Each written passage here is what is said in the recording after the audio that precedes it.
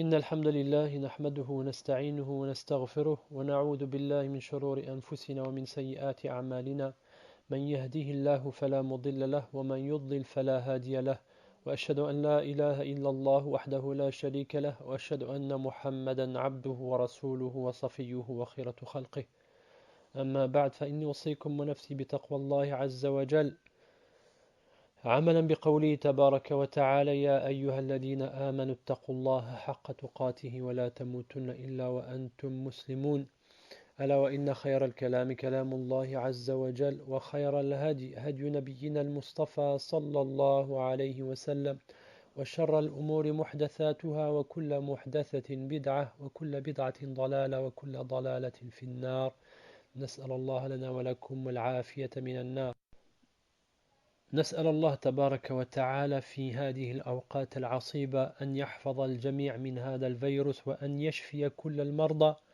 وأن يحمي المسلمين وبلاد المسلمين من آثار هذا الوباء. Amma ba'd.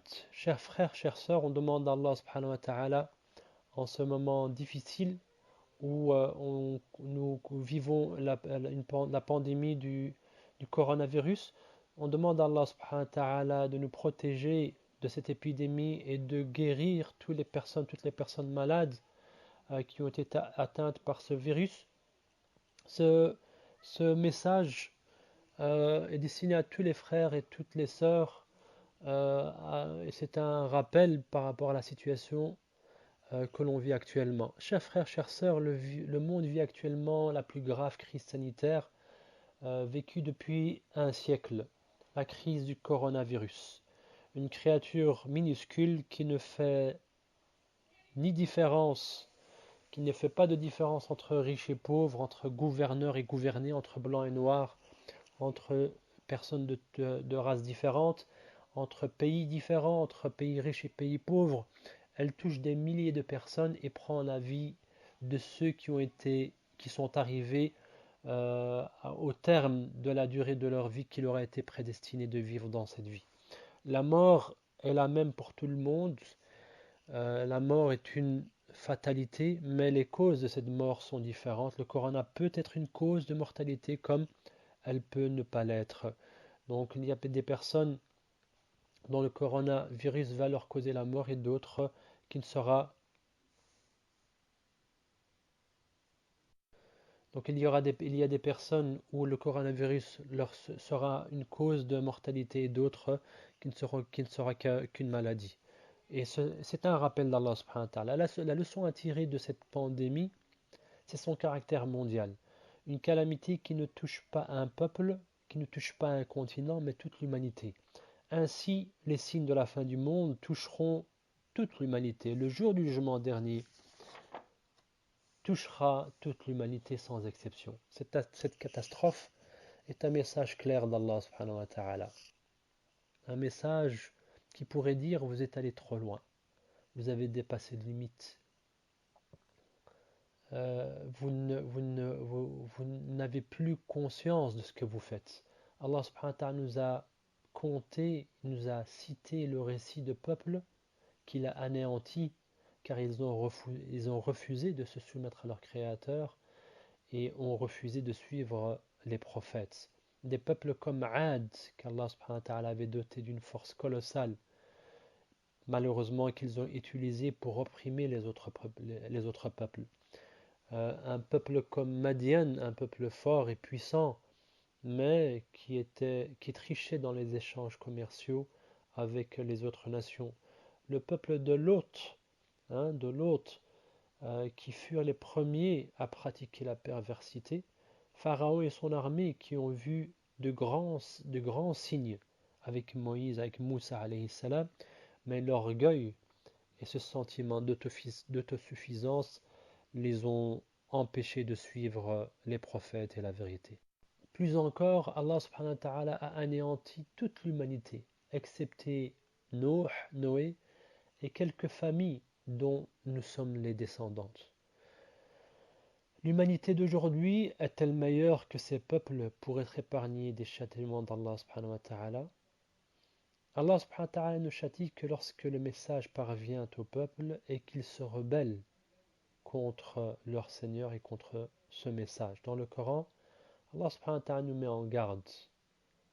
Il met en garde l'humanité comme il l'a mis en garde les peuples qu'il a anéantis auparavant.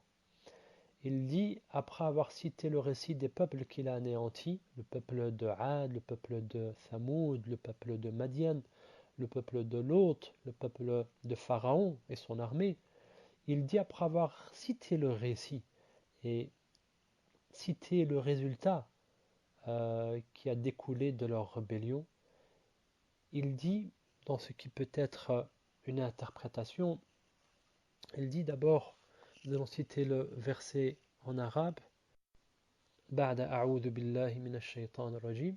Il dit après avoir cité donc le récit de ces peuples anéantis, il dit ولو أن أهل القرى آمنوا واتقوا لفتحنا عليهم بركات من السماء والأرض ولكن كذبوا فأخذناهم بما كانوا يكسبون. Il dit donc dans ce qui peut être une interprétation de ce verset, il dit si les habitants des cités et des communautés, des peuples avaient eu foi, ont eu foi en le message que j'ai révélé et en les prophètes, et ont été pieux en faisant ce qui leur ont été demandé de faire, nous leur aurions certainement accordé des bénédictions du ciel et de la terre. Mais ils ont démenti, et ils ont renié, ils ont refusé la vérité. Et nous les avons saisis, nous les avons châtiés, nous les avons punis parce qu'ils avaient commis et acquis comme action, comme mauvaise action. Puis il dit, donc le verset est en arabe, أَفَأَمِنَ أَهْلُ الْقُرَى أَنْ يَأْتِيَهُمْ بَأْسُنَا بَيَاتًا وَهُمْ نَائِمُونَ. Et donc, le verset suivant, qui est un verset qui est adressé à toute l'humanité et à nous entre autres, il dit, est-ce que les gens des nations, des cités, des pays, des communautés, est-ce qu'ils ont l'assurance que notre châtiment ne les atteindra pas pendant la nuit alors qu'ils dorment? Une mise en garde du Seigneur Tout-Puissant. Puis il dit dans le verset suivant, Awa amina ahlul qura an ya'tiyahum ba'suna duhan wa hum yal'abun. Est-ce que les gens des cités, des nations, des pays, des États, des continents ont-ils l'assurance que notre châtiment ne les atteindra pas pendant le jour, pendant la journée, alors qu'ils sont en train de s'amuser? Puis il dit أفأمنوا مكر الله فلا يأمن مكر الله إلا القوم الخاسرون. Ces gens-là sont-ils à l'abri du stratagème d'Allah subhanahu wa ta'ala? Car seuls les gens perdus se sentent à l'abri.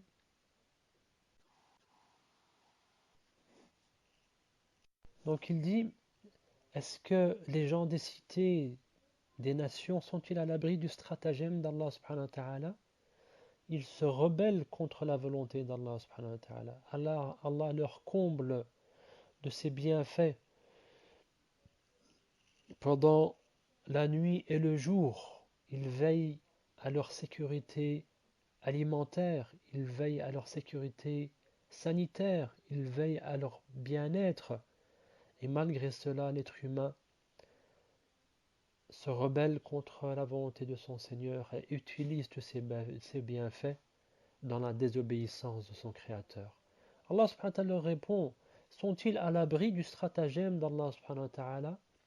Eh bien, seuls les gens perdus, ceux qui sont dans la perdition, se sentent à l'abri du stratagème d'Allah subhanahu wa ta'ala. Quelqu'un qui craint Allah subhanahu wa ta'ala sincèrement du profond de son cœur, jamais il ne se sentira à l'abri du stratagème d'Allah subhanahu wa ta'ala, car il ne sait pas s'il est complètement sur le chemin droit ou il a des manquements pour lesquels Allah subhanahu wa ta'ala pourrait le juger et pourrait le châtier. Puis il dit en conclusion, أَوَلَمْ يَهْدِ لِلَّذِينَ يَرِثُونَ الْأَرْضَ مِنْ بَعْدِ أَهْلِهَا أَنْ لَوْ نَشَاءُ أَصَبْنَاهُمْ بِذُنُوبِهِمْ وَنَطْبَعُ عَلَى قُلُوبِهِمْ فَهُمْ لَا يَسْمَعُونَ. N'est-il pas prouvé à ceux qui reçoivent la terre en héritage des peuples précédents qui ont disparu. Que si nous voulions, que si Allah subhanahu wa ta'ala voulait, eh bien il les châtierait de leurs péchés et scellerait leur cœur de sorte à ce qu'ils n'entendent plus rien, ils ne comprennent plus rien. Ces versets sont des versets qui sont universels, qui ont été révélés il y a 1400 ans. Et c'est des versets dont le contenu et le message restera valable jusqu'à la fin des temps, jusqu'au jour où Allah subhanahu wa ta'ala fera sonner l'heure du jugement dernier. Et donc c'est une mise en garde d'Allah subhanahu wa ta'ala par rapport à cet être humain qui a dépassé ses limites, qui est allé trop loin dans la perversité, dans l'injustice, dans le fait de verser le sang sur terre. Certains demandent, est-ce que cette épidémie est un châtiment d'Allah subhanahu wa ta'ala? Eh bien écoute ce hadith que Aïcha radiyallahu anha nous rapporte. فعن عائشة رضي الله عنها قالت سألت رسول الله صلى الله عليه وسلم عن الطاعون قالت سألت رسول الله صلى الله عليه وسلم عن الطاعون فأخبرني أنه عذاب يبعثه الله على من يشاء وأن الله جعله رحمة للمؤمنين ليس من أحد يقع الطاعون فيمكث في بلده صابرا محتسبا يعلم أنه لا يصيبه إلا ما كتب الله له إلا كان له مثل أجر شاهد رواه البخاري. Donc notre mère bien-aimée Aïcha radiyallahu anhu nous rapporte qu'elle demanda au prophète sallallahu alayhi wa sallam à propos de ces épidémies.